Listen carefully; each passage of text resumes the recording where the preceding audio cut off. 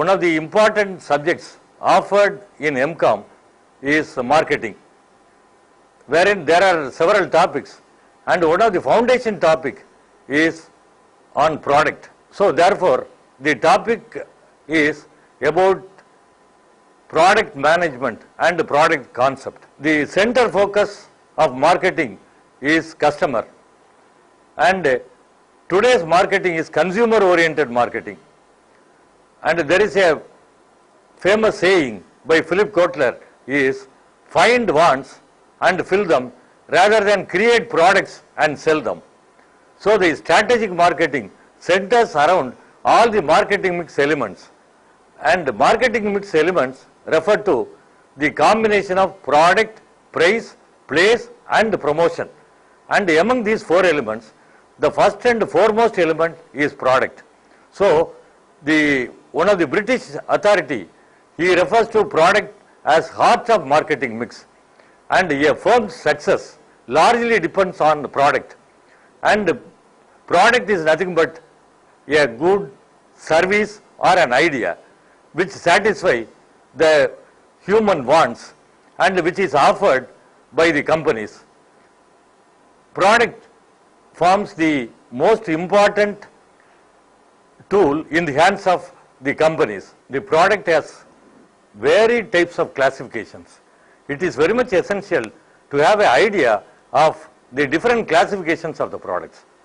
And there are two types of organization, and they are profit oriented and non-profit oriented organizations.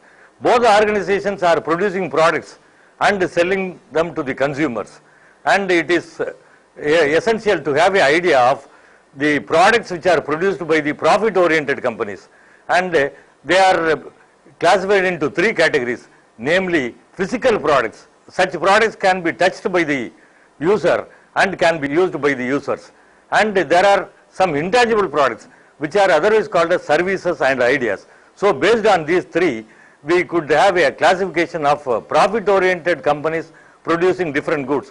For example, the physical products produced by the profit oriented organizations are cars, textbooks, and services. Insurance companies offering different types of products. They belong to service. Though they are all commercially valuable products, it comes under invisible product. And there are consultancy organizations. They supply lot of services. There are also products which has no physical appearance, similar to intangible product. They are all services. For example, education programs conducted by different self-financing colleges and other specialized institutions. And there are non-profit organizations. They produce different physical products such as food for poor and a blood bank run by the government hospitals. And services are, there are different universities, they are offering services, different educational services. And the Chamber of Commerce, they are also offering different services. And as far as the ideas are concerned, stop smoking, that's a campaign, it is a idea marketing, and eat healthy food. So these are all different products based on the profitability of the organization and also non-profit organization. Then a usual classification of products is based on the purpose of buying. The consumers are buying the products for different uses, and they are categorized into consumer products and industrial products. And the consumer products are the products which are purchased by consumers for their personal use. There are two different terms used here, and it needs a little clarification. One is consumer, the other one is buyer. Consumer, which refers to the ultimate buyer who buys for non-business use, and intermediary buyer is otherwise called as industrial buyer who buys with the business motive, who buys with the profit motive. So consumer is an exclusive term which denotes ultimate buyer, whereas buyer, it's an inclusive term which includes the ultimate buyer and the intermediary buyer. So therefore, the ultimate buyer who buys without business motive, without profit motive, there are varied goods, and based on that, one is called convenience product.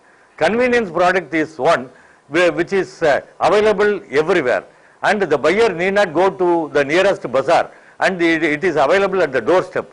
The unit value or the price per piece of the convenience products are very, very less, and there may be varieties of products available, buyer may not have much brand preference. Whatever product available, he may buy, and that is called as convenience product. And then another category of consumer product is called shopping product. And the shopping product is one which is comparatively a higher unit value when compared with convenience product. And the buyer may have slight brand preference, and the buyer may not frequently purchase these products like convenience product.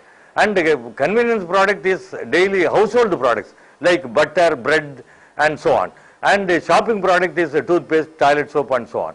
And there is a high value product which is known as specialty product, which may not be frequently purchased like convenience or shopping product. And the specialty products are the high value product which may be available at the doorstep, or mostly the buyer may have to go for the bazaars and to make a buying of such products.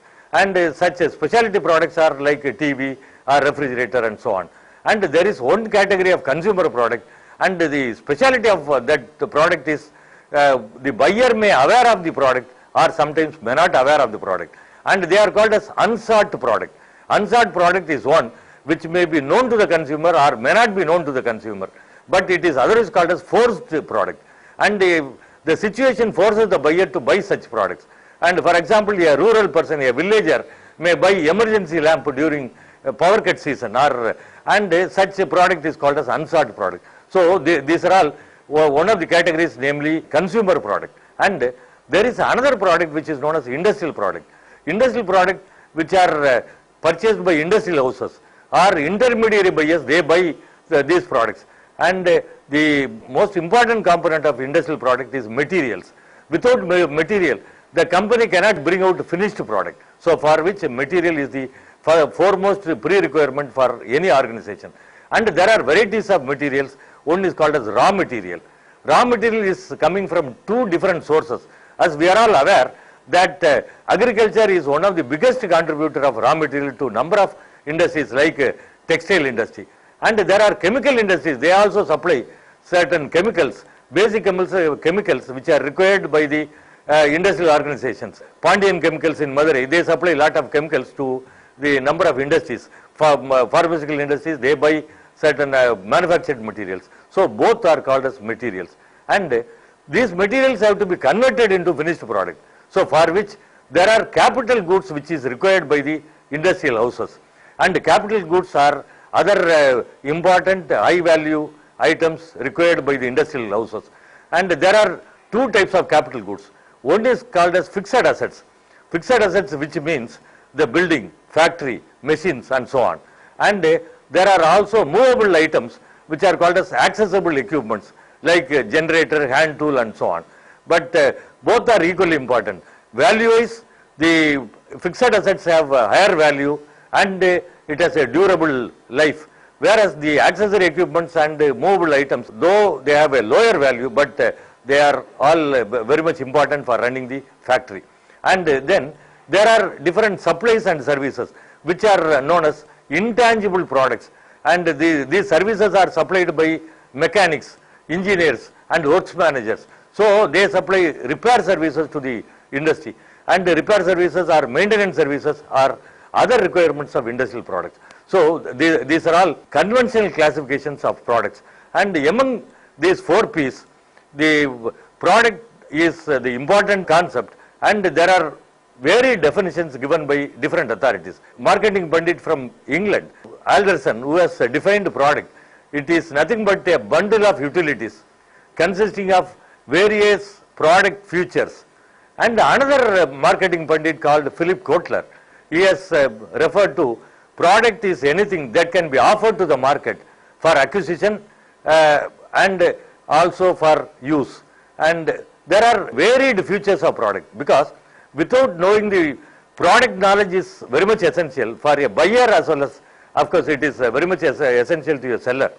And there are several features, and important features are the products mostly they have a tangibility component.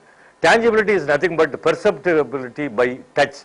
So the buyer can touch the product, can carry the product and can use the product. And also there are some intangible attributes which is connected with the tangible component. They are guarantees, warranties, given by the companies. And there are also other associated attributes which are otherwise known as the package and also brand names, and it has a exchange value, namely price, and ultimate destination of a product is the consumer satisfaction.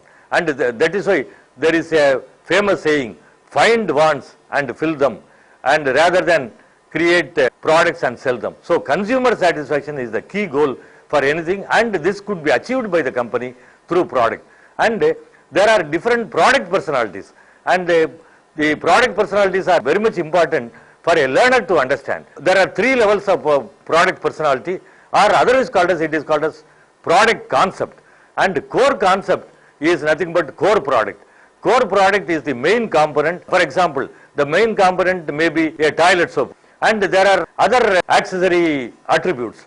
And the marketing people, they engage in modifying these products in order to overcome the competition. So core product is created, then it is modified for the purpose of retaining the market. So these are the product management or product personality. And then there are different origins for the product forms.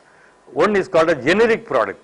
Generic product is without any brand, the product is offered to the market. For example, rice, flour, or any agricultural commodity is concerned. And there are branded products. When the product becomes popular, then even for agricultural products, companies may go in for branding the product. And brand is nothing but a name given for the product, and it is nothing but a name or sometimes symbol or design. And for example, there are different universities. Annamala University is one among them. So Annamala University is nothing but a branded product as far as education product is concerned. And there is another category of product which is known as customized product.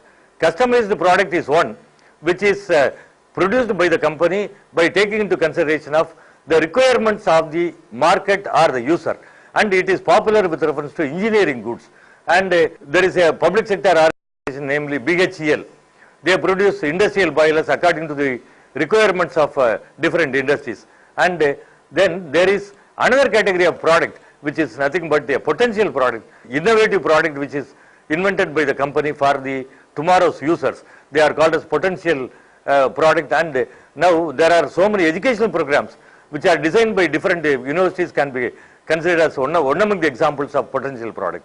Now the question is, what is product management? And to find out answer for the product management, there are few questions to put in. And one is, what products to be offered? And there are varieties of products like industrial products and consumer products. Then there is another matter to be discussed is about the product mix structure. How many products to be offered to the market? It is very much essential to have a product mix structure. Product mix structure consisted of two important variables. One is known as product line. Product line refers to different products produced by the company, and product item refers to in each product line there are different models, different varieties, different designs. And so the combination of this line and item is known as product mix. And now the company must decide how many lines to be created. For example, in the two-wheeler industry, Bajaj Auto is one among the best market leader of two-wheelers industry. And they have varieties of two-wheeler products. And scooter, for example, scooter, motorcycle, these are all product lines. And in scooter, there are different models like Chetak, Super, and so on. So these models are called as item. So the combination of line and item is called as product mix. So the first decision to be taken by the product manager or marketing manager is to how many lines they can create, and in each line how many products to be created. And so that is the first decision. Then another is where to be offered. So they must identify the target market. So the market is heterogeneous, and some market where a large number of educated buyers may be there. So to segment the another exercise is market segmentation is essential. So thereby the company can identify a target market, and in the target market the decided line and items can be marketed. Then the third question is which segment to be concentrated among different segments, which is the most important segment, what promotional programs to be used in the identified segment. So that is the third question. And fourth is what the price to be offered.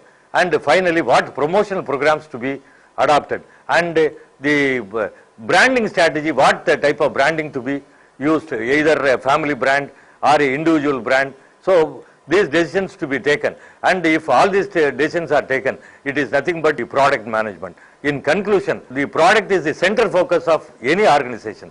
And for effective management of product, key questions to be answered, like what products to be offered, where to be offered, which segment to be concentrated, how many product lines to be offered, and in each product line, how many items to be offered, and what pricing strategy to be adopted, and what brand policy to be followed. So with this, one of the foundation topic where I could give a overall approach, which is nothing but a onion skin approach towards product. As a learner of product management, he must also have a idea of the modern marketing concept. The modern marketing concept, as I mentioned earlier, it is nothing but a consumer-oriented marketing. And there are different stages of marketing concept. And the origin of or evolution of marketing concept is one of the important academic discussion which is very much needed. And in the earlier stage, that was called as primitive stage, where the producer produced products for his own use. There was no marketing, there was no exchange. And then gradually, the producer had different needs. In order to fulfill such needs, he produced some surplus products or excess products. And that products were exchanged for products, because at that time, there was no marketing, there was no monetary medium. And so with the result, products were exchanged for products. And that is the starting point of marketing. And that economy was called as barter economy. There were so many inconveniences which everybody knows in the barter economy. So with the result, money has been introduced. After money economy came into existence, the marketing strategy and approach to marketing concept is also thoroughly changed. And the earlier concept after barter economy is producer-oriented marketing, and then the consumer-oriented marketing, and today is societal-oriented marketing. And in order to have a difference between the earlier concept and the current concept, it is very much essential to understand three important features. And the earlier concept is nothing but a producer-oriented marketing, where producer concentrated on only selling. So sales is his weapon, and whatever he produced, he tried to sell it in the market. And that was a period where there was no competition. And because of the monopolistic character, he was able to survive. He was able to sell all the goods he produced. And then competition came into existence. With the result, the ideology also changed. And in the consumer-oriented marketing, the focus is not on the products, but the focus is on consumer needs. So, in order to have a clarity, I tell you three important variables. In the producer-oriented marketing, the focus was on the product, and the way, the approach they used is sales, and the result is they make profit through sales volume. And in the case of current marketing or modern marketing concept, the approach is not on the product. So the primary focus is on consumer needs, and the way or the path or the approach they used is integrated marketing. And integrated marketing is a concept where selling is also included, but selling alone does not constitute the total marketing. So marketing embraces so many functions, including selling. So starting from buying of material, ending with selling, or even after selling, sometimes what is the feedback of the buyer. So everything is included by arrangement of finance from the bank, and creating product, arrangement of transport, warehouse, then creating name for the product and advertisement, and then finally selling, and also collecting feedback. So everything included under marketing. So that is why the term used is integrated marketing, including selling. And the result is, in the case of producer-oriented marketing, the approach is they make profit by sales volume. Here also, the consumer-oriented marketers or the modern marketers, they make profit by satisfying consumer. So if you logically drive the term business, business aims at profit, and that will be agreed by everybody, whether it's a big business or small business. whether it's a government business or a private business. And for making profit, there must be a sales. And for selling, there must be a customer. And selling is not a one-time job. Selling must be continuously done. For continuously doing selling, the consumer must be continuously satisfied. So consumer satisfaction is the key goal. So for which the product must be created by taking into consideration of the consumer's intentions. With this, I conclude my lecture.